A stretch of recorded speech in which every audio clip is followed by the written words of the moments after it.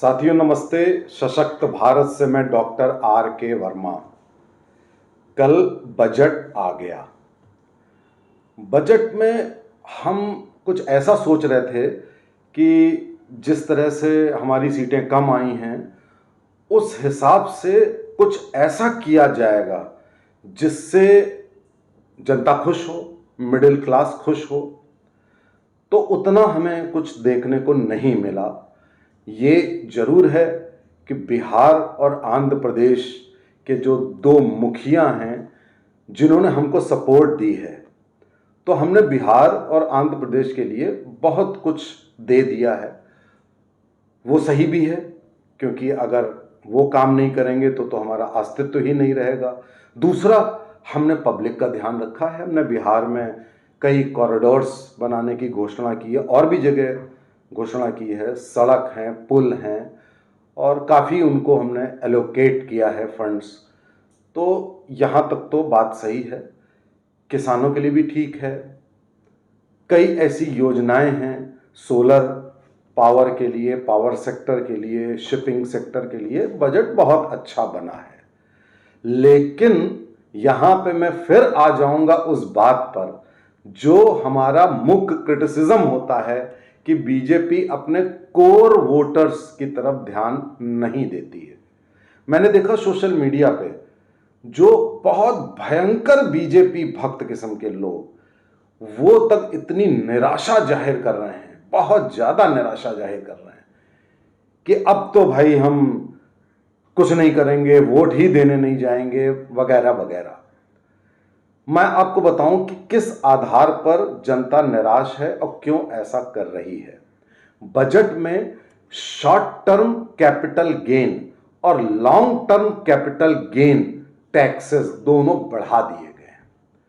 अब इसका आप अर्थ समझिए, जो लोग नहीं समझ पाएंगे। इसका अर्थ सीधे तौर पर है कि आजकल के युवा और मध्यम वर्गीय अपने पैसे को बजाय बैंक में रखने के शेयर मार्केट में और SIP, mid cap, small cap, big cap, इन सब में लगा रहे थे और पैसा कमा रहे थे, अच्छा खासा समृद्ध हो रहे थे।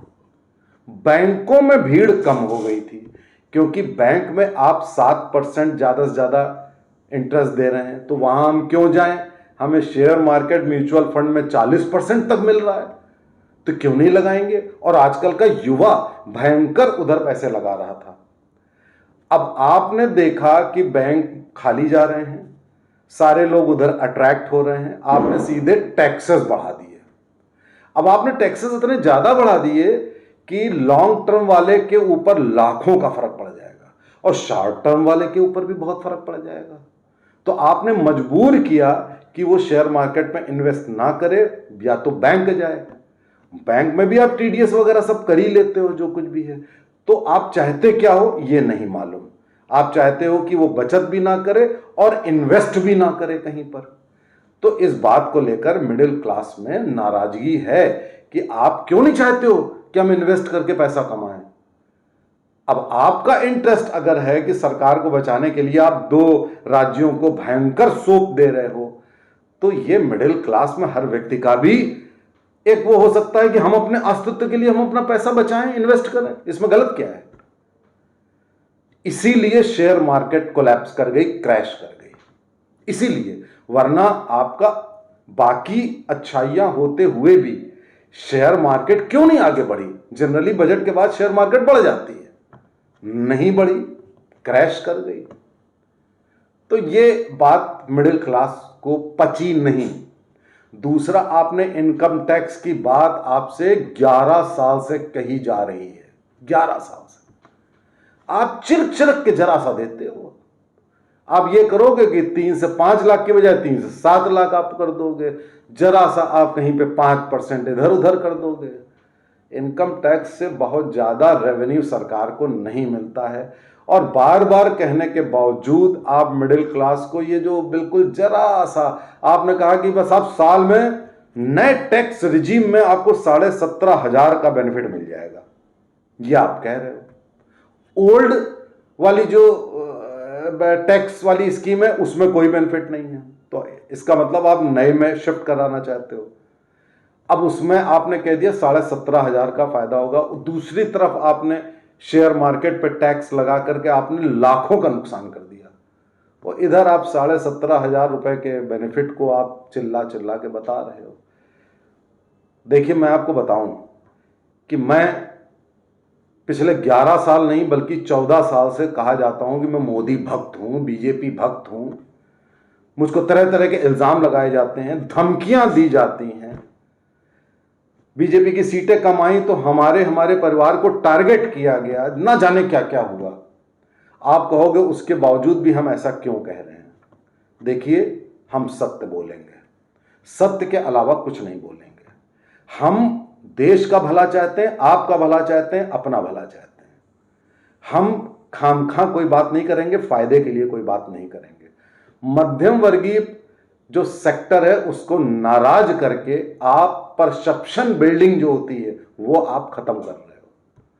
हम अगर मध्यम वर्गीय हैं, हमारे घर में अगर 5-6 कर्मचारी आते हैं, 5-6 परिजय आते हैं, हम उनको पढ़ा करके बता करके उनसे वोट डलवाते हैं आपके लिए। ऐसा हर मध्यम वर्गीय परिवार करता है। सोचिए कि करोड़ों मध्यम वर्गीय परिवार अगर ऐसा करते हैं तो कितने करोड़ एक्स्ट्रा वोट वो आपको डलवाते होंगे, परसेप्शन बिल्डिंग का काम करते होंगे।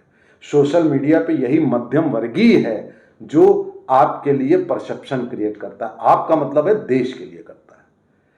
जब आप ही ऐसा काम करोगे कि टारगेट करोगे मध्यम वर्गीय को और आप फायदे के लिए आप स्कीमें बनाते रहो, फायदे के लिए स्कीमें आप बनाते हो, ठीक है, उससे गरीबों का लाभ होता है, ठीक है, लेकिन वही गरीब में आपका विरोधी एक अफवाह फैलाकर आपके विरुद्ध वोट डलवा देता है। गरीब आदमी, उसको बजट पढ़ना नहीं आता है, उसको बजट में क्या एलोकेशन उसको नहीं मालूम होता है।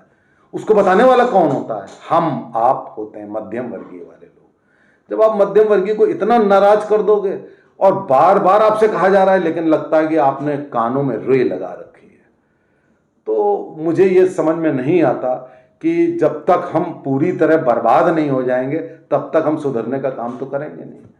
आप ये मत सोचो कि आप डायरेक्टली किसी गरीब को कुछ कर दोगे और मध्यम वर्गीय का शोषण कर लोगे तो आप चुनाव जीत जाओगे। ऐसा नहीं हो सकता, संभव ही नहीं है। वो गरीब को चुनाव के पहले वो अफवाह उड़ा देगा कि तुम्हारे लिए ऐसा ऐसा सरकार कर रही है, वो जाके दूसरे को दे देगा, वो तो जातिवाद उसमें फैला देगा।